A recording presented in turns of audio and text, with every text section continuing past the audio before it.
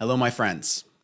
So I've decided to do something to take you all the way through how we look at, from a business perspective or a personal perspective for coaching, the hero's journey. I'm going to outlay every single phase of this journey for you so that you know exactly how to create it for yourself. Whether you're working with us and you're one of our students, or whether you want to do this work on your own. I'm going to show you step by step over the next 11 episodes exactly how these phases work, what you should be thinking about in each phase, how to identify which phase that you're in, and I'm going to try my best to give you examples of how to apply it in your personal life and strengthen that, as well as your business and entrepreneurial journey. So we're going to start off with this first one with the beginning, because a hero's journey always has to start with the first step.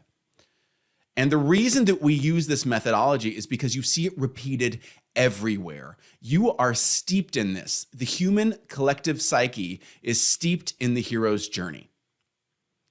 It doesn't matter what culture you're from. It doesn't matter what religion you are. You have a hero's journey story that happens, where there's the ordinary world, and then something happens, and then an adventure is going on. And by the end, that person or that being or that deity has had to go through trials and tribulations through these different stages until they've come out and they are a changed person from the inside as well as the outside. So I'm going to show you exactly how to apply this to your personal life and to the journey and the adventure that you're on your entrepreneurial journey. So this first episode is all about starting out, the ordinary world. You are going about your business, and then there's a call to adventure. This doesn't have to be huge. This can be as quiet as a whisper or a conversation with a friend that shows you a different perspective. Maybe you're having lunch with a friend and a friend says, I always thought that you would be a great teacher. You always said that you were going to want to teach, or that was something that you felt a pull towards when you were younger. And I'm just kind of surprised that you ended up, on the CEO track. And maybe you leave that conversation and you were driving home in the car and you think, oh my gosh, that's striking a chord. That whisper that I haven't been paying attention to, that unsatisfaction that I have in my current role, in my current job in the corporate world. I think maybe I need to become a teacher.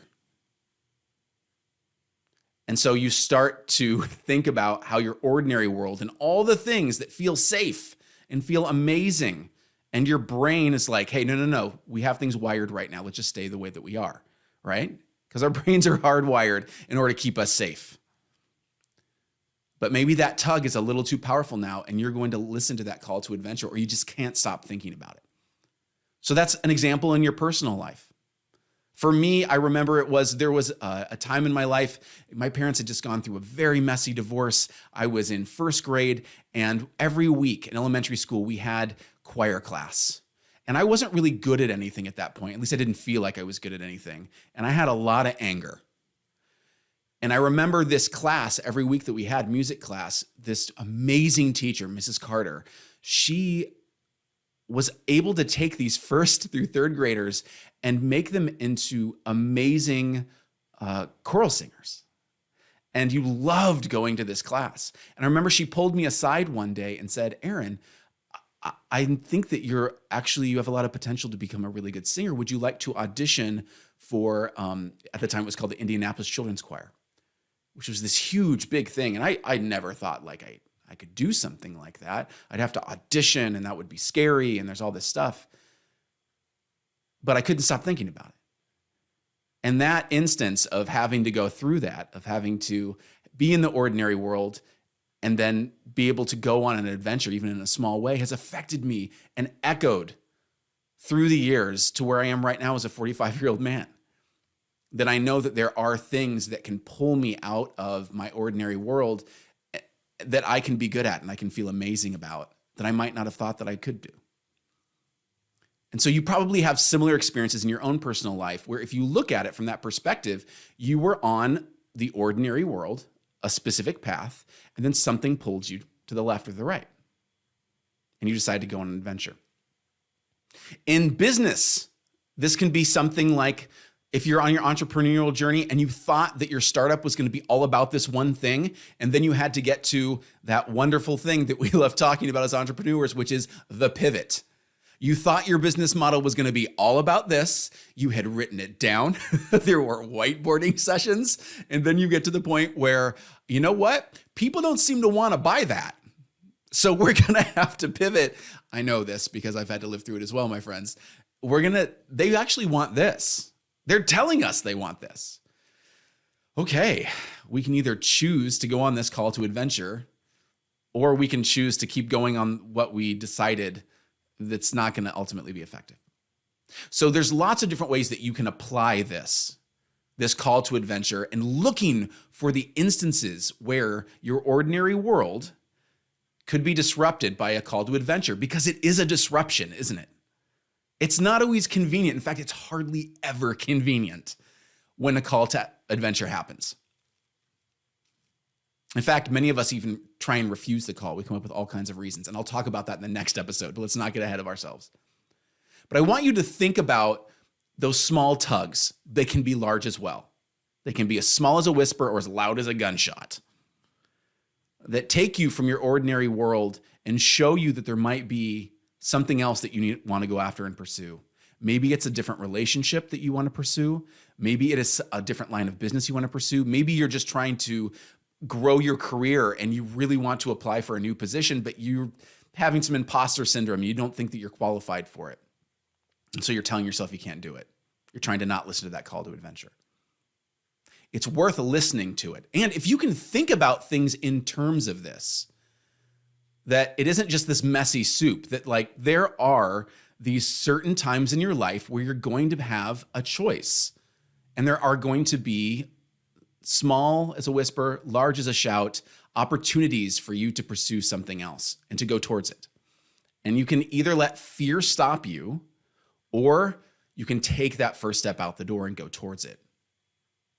And those are the things, and those are the people that other people are attracted to, the ones that go after opportunities, the ones that go after adventures.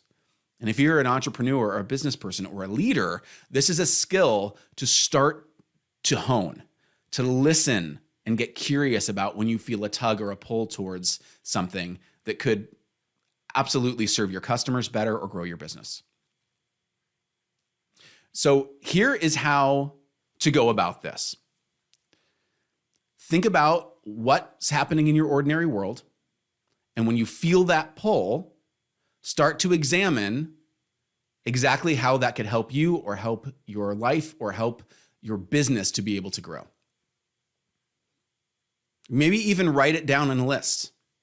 How, if I went on this adventure, all the things that would be good, all the things that would be bad. The bad ones, like our brains love to tell us all the reasons something isn't going to work. So just know that that's part of the process, and you're going to write that down. And that list, that side of the page might be a lot longer because your lizard brain really wants to keep you safe. In ordinary world, it sees this as super safe. But it's important to be able to identify these things, whether you're trying to rewrite who you are and what you do, or you just want to improve a small aspect of your life, whether you just want to take guitar lessons. But you keep putting it off and you keep thinking about, oh, that's going to be super hard and I have to schedule it. And then I already have so much stuff going on with the kids and all this other stuff. But you keep feeling that pull towards it. That's a call to adventure. It's a small one, but it might be worth exploring.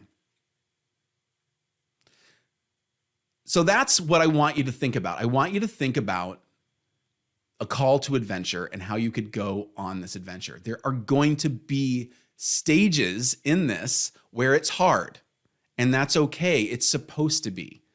Otherwise, you can't slay those dragons, go through the transformation that needs to happen, overcome obstacles, and get the reward at the end.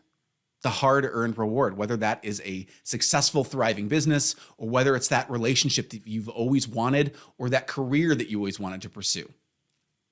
If it wasn't hard, if there weren't some things in front of you that you're going to have to overcome, it really wouldn't be a true adventure, would it?